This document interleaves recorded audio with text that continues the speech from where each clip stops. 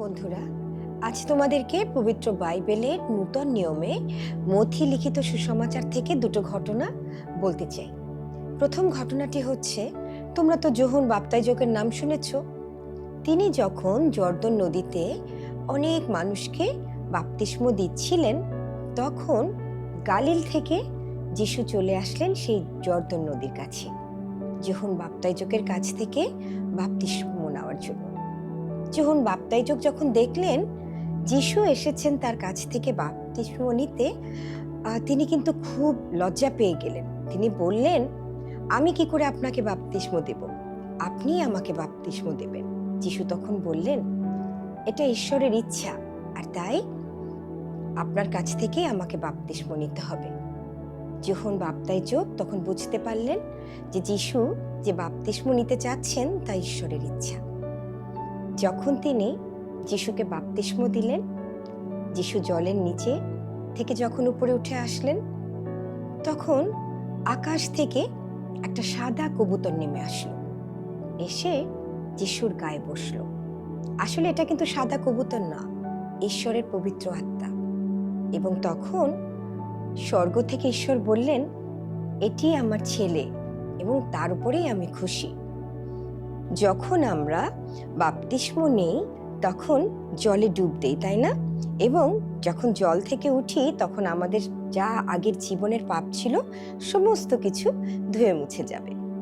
এটা আসলে সবার সামনে এটা স্বীকার করা যে প্রভু যিশুকে আমরা প্রভু বলে স্বীকার করেছি, আমাদের জীবনের সমস্ত পাপ তিনি ক্ষমা করেছেন এবং তিনি আমাদেরকে স্বর্গে নিয়ে যাবেন।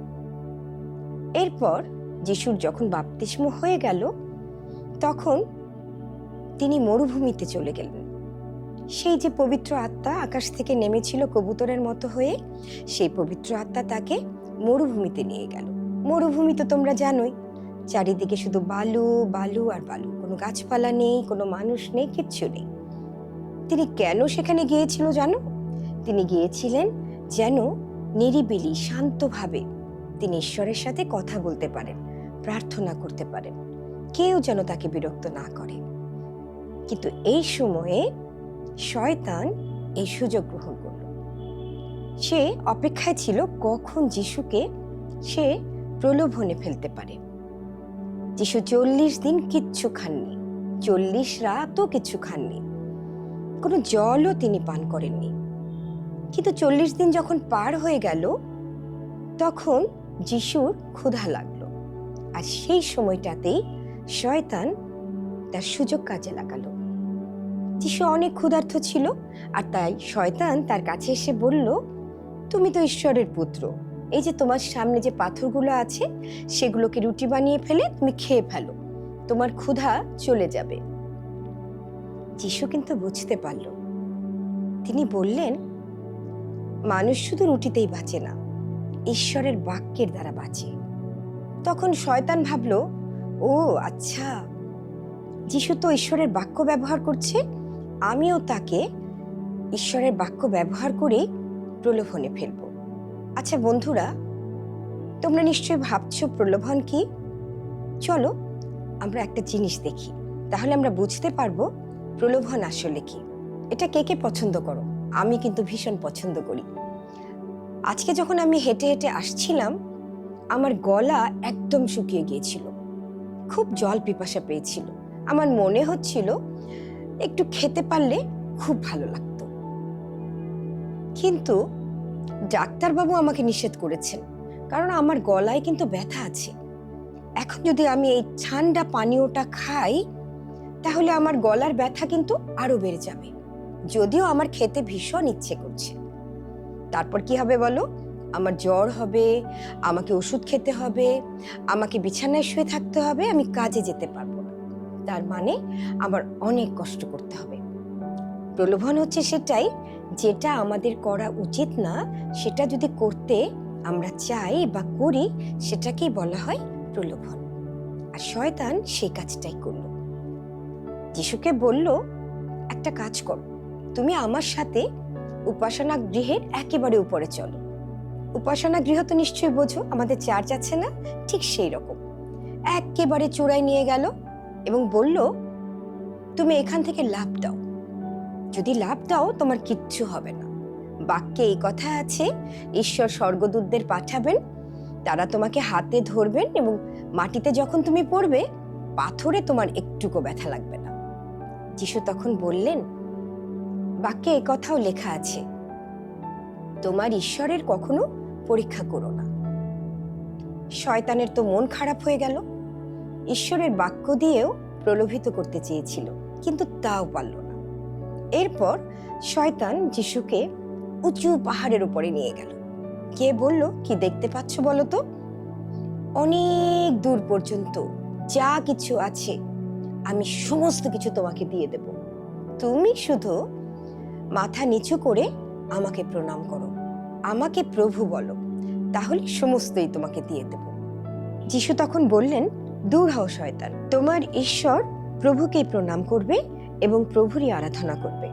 শয়তান তখন যিশুকে ছেড়ে চলে গেল, কারণ সে বুঝতে পেরেছিল যিশুকে প্রলোভিত করা যাবে না।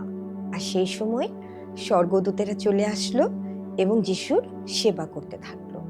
তো বন্ধুরা, যে অংশটুকু আমি তোমাদেরকে বলেছি সেখান থেকে আমরা কি শিখেছি বলো তো? যদি আমরা সেই বাপ্তিস্মের ঘটনা দেখি, যিশুই তো ঈশ্বর, তবুও তিনি যখন বাপ্তাইজকের কাছে বাপ্তিস্ম নিয়েছিলেন, তিনি নম্রতা দেখিয়েছিলেন, তিনি ঈশ্বরের ইচ্ছা পূরণ করেছিলেন। ঠিক একইভাবে আমরা দেখেছি শয়তান কিভাবে যিশুকে প্রলোভন দেখিয়েছে। আমাদের জীবনেও কিন্তু এরকম প্রলোভন আসে, তাই না? যে জিনিসটা করা উচিত না, যেটা করলে আমাদের অনেক ক্ষতি হয়ে যাবে, সে কাজটাই কিন্তু মাঝে মাঝে আমাদের করতে ইচ্ছা করে। যেমন ধরো, আমার খুব ক্ষুধা লেগেছে, কিন্তু আমার কাছে কোনো টাকা নেই। আমি দোকানে গেলাম এবং একটা চিপসের প্যাকেট দেখে ভাবলাম, কি হয়েছে, নিয়ে নে, কেউ তো দেখবে না। এটাই হচ্ছে শয়তানের প্রলোভন। মনে করো তুমি স্কুলে আছো, পরীক্ষা দিচ্ছ, তোমার বন্ধু পরীক্ষার খাতা লিখছে কিন্তু পাশাপাশি সে নকল করছে। তখন তুমি ভাবছো, আমার বন্ধু যখন দেখছে আমিও তো একটু দেখতে পারি, কি হবে? এটাকেই প্রলোভন বলে। তাহলে আমাদের জীবনে অনেক প্রলোভন আসতে পারে, যেটা আমাদের জন্য অনেক ক্ষতি। আমরা সেই প্রলোভনগুলোকে না বলবো। যখন আমরা মনে করব যে শয়তান আমাদেরকে প্রলোভন দেখাচ্ছে, তখন কিন্তু আমাদের কি করতে হবে? ঈশ্বরের বাক্য পড়তে হবে, জানতে হবে। কারণ আমরা কি দেখেছি বলো? শয়তান মাঝে মাঝে ঈশ্বরের বাক্য ব্যবহার করে আমাদেরকে প্রলোভন দেখায়। তাই আমাদেরকে অনেক সতর্ক হতে হবে। আমাদের জীবনে কিন্তু সব সময় পরীক্ষা আসবে, প্রলোভন আসবে, কারণ শয়তান সব সময় চেষ্টা করে আমাদেরকে নানা রকম পরীক্ষা বা প্রলোভনে ফেলবার। কিন্তু আমরা কখনোই ভয় পাবো না। আমরা ঈশ্বরের উপর নির্ভর করব এবং আমরা প্রভু যিশুকে প্রভু হিসেবে জীবনে গ্রহণ করব, প্রার্থনায় এবং নম্রতায় জীবনযাপন করব। আজ এ পর্যন্তই। তোমরা সবাই ভালো থেকো। যীশুখ্রিস্ট প্রান্তরে যেভাবে পরীক্ষায় পড়েছিলেন এবং জলের দ্বারা অবগাহিত হয়েছিল, আমরা আজকে প্রভু যীশু খ্রিস্টের সেই জলে অবগাহনের সেই ছবিটি আঁকব। চলো আমরা এঁকে ফেলি।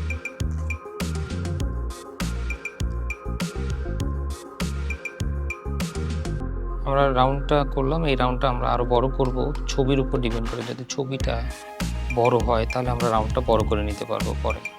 আমরা এখন টার্গেট নিব এই রাউন্ডের মধ্যে আমরা ছবি আঁকবো। আমরা মানুষ আঁকবো।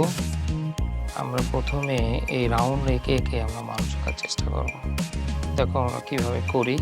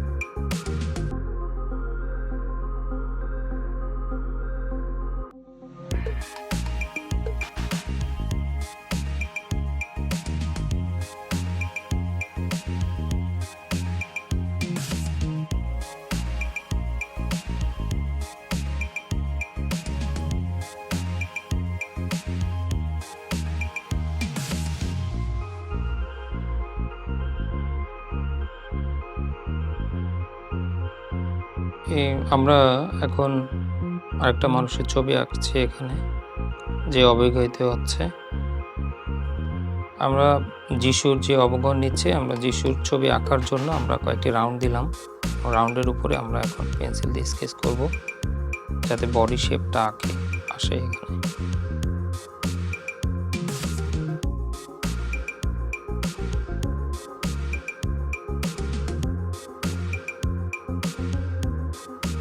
পরে আমরা মুছে ফেলবো।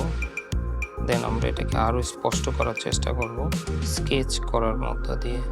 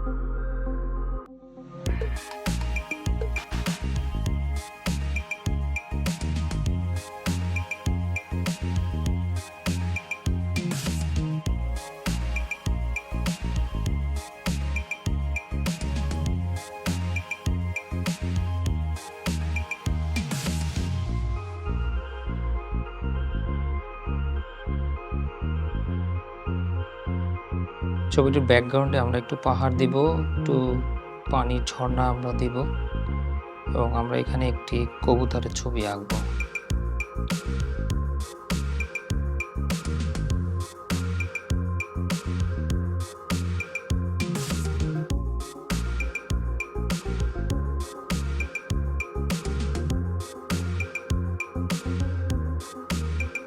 চলো আগে আমরা কবুতরটা আঁকি। কিভাবে আঁকি আমরা ঠিক ওই একই রকম রাউন্ড দিব আমাদের সুবিধা মতো।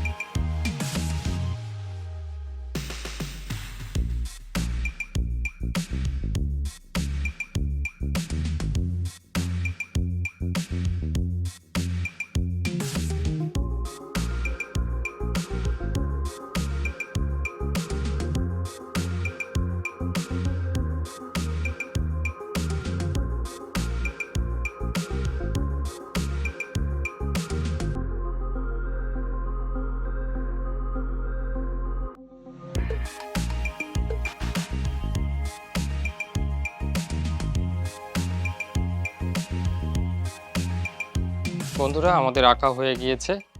আমরা যেটি আঁকলাম যে যীশুখ্রিস্টকে অবগাহিত করার যে ছবিটি, তোমরা দেখতে পাচ্ছ এখানে যোহন যীশুখ্রিস্টকে জলে অবগাহিত করেছেন এবং সেই সাথে সাথে দেখতে পাচ্ছ যে স্বর্গের দরজা খুলে গিয়েছে এবং সেখান থেকে একটি বাণী এসেছে ঈশ্বরের কাছ থেকে, ইহাই আমার প্রিয় পুত্র, ইহাতে আমি প্রীত।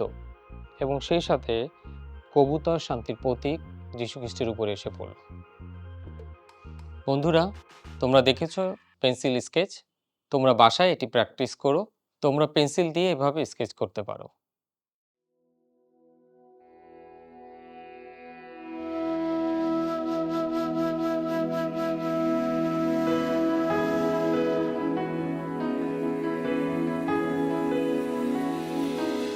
এই আকাঙ্ক্ষা আমার, যিশু তোমায় আমি চাই, প্রভু তোমার আত্মাতে পূর্ণতা আমি যে পাই।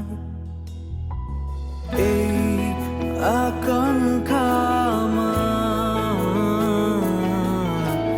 যিশু তোমায় আমি চাই, প্রভু তোমার আত্মাতে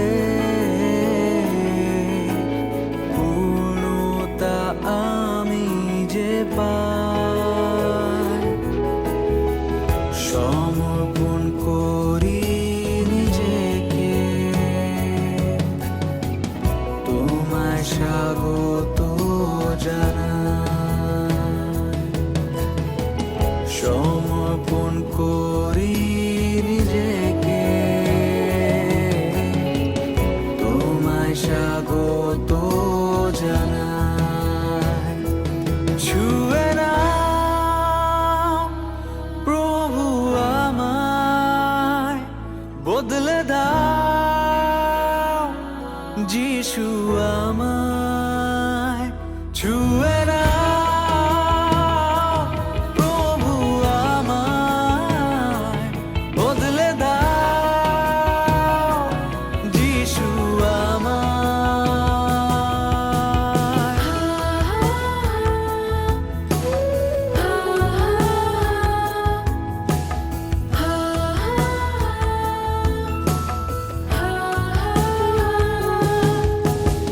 এই আমার বাসনা,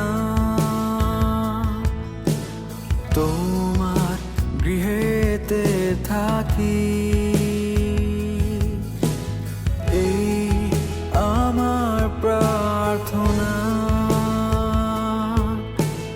তোমার শ্রীমুখ দেখি। এই আমার বাসনা, তোমার গৃহেতে থাকি। এই আমার প্রার্থনা, তোমার শ্রীমুখ দেখি। চূর্ণ করি নিজেকে, গড় প্রভু আমাকে। চূর্ণ করি নিজেকে, গড় প্রভু আমাকে। ছুঁয়ে নাও প্রভু আমায়, বদলে দাও যিশু আমায়। ছুঁয়ে নাও প্রভু আমায়, বদলে দাও যিশু আমায়।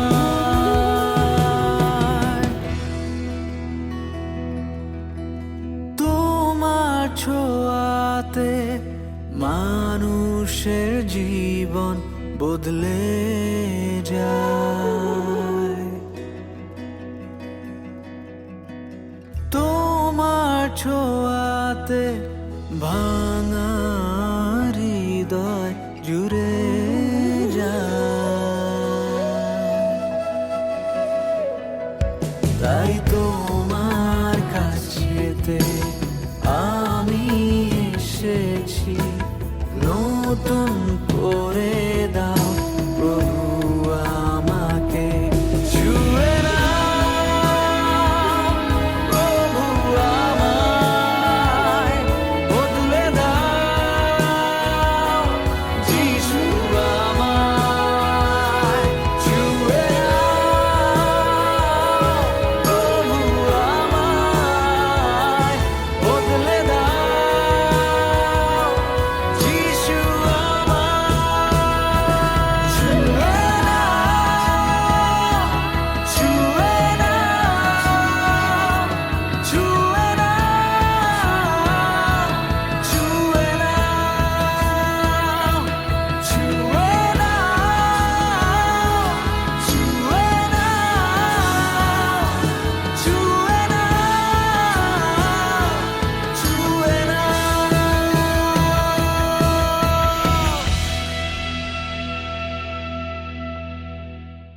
বন্ধুরা, কেমন আছো তোমরা? আমি আজকে অনেক ভালো আছি। আচ্ছা বলো তো, একটা অন্ধকার ঘরে যদি আমরা মোমবাতি জ্বালাই তাহলে কিরকম লাগবে? ধীরে ধীরে আমরা সব কিছু দেখতে পারবো, তাই না? আবার মোমবাতি জ্বালিয়ে আমরা কি কেউ টেবিলের নিচে রাখি বা খাটের নিচে রাখি না, তাই না? মোমবাতি জ্বালিয়ে আমরা টেবিলের উপরে রাখি অথবা উঁচু কোনো জায়গায় রাখি, যেখান থেকে আলো ঘরের সব জায়গায় পৌঁছাবে, আর এতে আমরা সব কিছু দেখতে পারবো।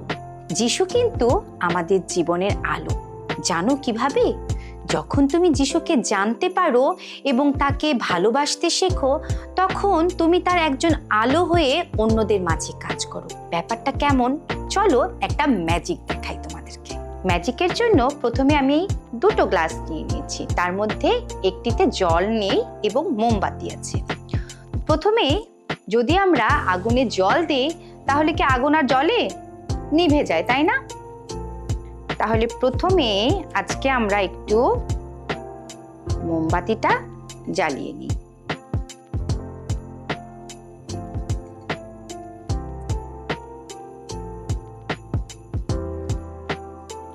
এই মোমবাতি হচ্ছে আমাদের জীবনে যিশুর আলো। যিশুকে ভালোবাসার জন্য আমাদের জীবনে যে আলো সৃষ্টি হয় সেটা কিন্তু সবাই দেখতে পারে। আর এই জল ধরে নাও আমাদের আশেপাশের অনেক প্রলোভন, অনেক পাপ চিন্তা, অনেক খারাপ কাজ যা আমাদের ভিতরে থাকা যিশুর ভালোবাসাকে নিভিয়ে দিতে পারে। কিন্তু চলো দেখি তো। এখন দেখো, এই সকল বিষয় যদি আমাদের জীবনে যুক্ত হয় তাহলে কি যিশুর আলো নিভে যাবে? আমরা আজকে যে ম্যাজিকটা দেখলাম সেখানে দেখলাম যে জল দেওয়ার পরেও আগুন নিভছে না। আর ঠিক তেমনি যিশুকে যখন তুমি বিশ্বাস করো, যিশুকে ভালোবাসো, তাকে জানো ব্যক্তিগতভাবে, তার সাথে তোমার একটা খুব সুন্দর সম্পর্ক তৈরি হয়, তখন কিন্তু যিশুর বাক্য, যিশুর ভালোবাসা তোমার জীবন থেকে বা আমার জীবন থেকে কেউ চুরি করে নিয়ে যেতে পারে না। বন্ধুরা আমাদেরকে প্রলোভিত করতে পারে এবং জীবনের অনেক পরিস্থিতি আমাদেরকে মিথ্যা বলতে, খারাপ কাজ করতে প্রলোভিত করতে পারে বা সুযোগ তৈরি হতে পারে। কিন্তু যিশুকে যদি তুমি সঠিকভাবে জানো এবং তার সাথে যদি তোমার সম্পর্ক শক্তিশালী হয়, ভালোবাসাপূর্ণ হয়, তাহলে তুমি একজন উজ্জ্বল আলো হয়ে সবার মাঝে আলোকিত হবে। জানো, যিশু মার্ক তার 9 অধ্যায় 23 পদে কি বলেছেন? তিনি বলেছেন যে বিশ্বাস করে তাহার পক্ষে সকলই সাধ্য। তুমি যদি বিশ্বাস করো যে হ্যাঁ তুমি খারাপ কাজ করবে না কারণ তুমি যিশুকে ভালোবাসো, তাহলে যতই তোমার সুযোগ আসুক তুমি কিন্তু খারাপ কাজ করবে না, কারণ যিশুর সেই ভালোবাসা এবং যিশুকে জানার জন্য তোমার যে বিশ্বাস তৈরি হয়েছে তোমার জীবনে, সেই কারণেই তুমি কিন্তু অনেক অলৌকিক কার্য দেখতে পারবে। বাইবেলে যত ঘটনা আছে সব ঘটনায় আমরা দেখতে পারি প্রথমে লোকেরা বিশ্বাস করেছিল এবং তারপরে তারা অনেক অলৌকিক কাজ দেখার সুযোগ পেয়েছিল, যা বাইবেলে বর্ণনা করা আছে। তাই বন্ধুরা, আসো আমরা এখন থেকে যিশুর সেই আলো হই, যেন অন্ধকারের মাঝে আমরা সেই মোমবাতির আলো হতে পারি, যেখানে জল রূপে অনেক খারাপ বিষয় আসবে, কিন্তু তারপরেও যিশুর ভালোবাসা আমাদেরকে সাহায্য করবে যেন আমরা নিভে না যাই। তাহলে এই বাইবেলের পথটি মনে রাখবে, মার্ক 9 অধ্যায় 23 পদ, যে বিশ্বাস করে তাহার পক্ষে সকলই সাধ্য।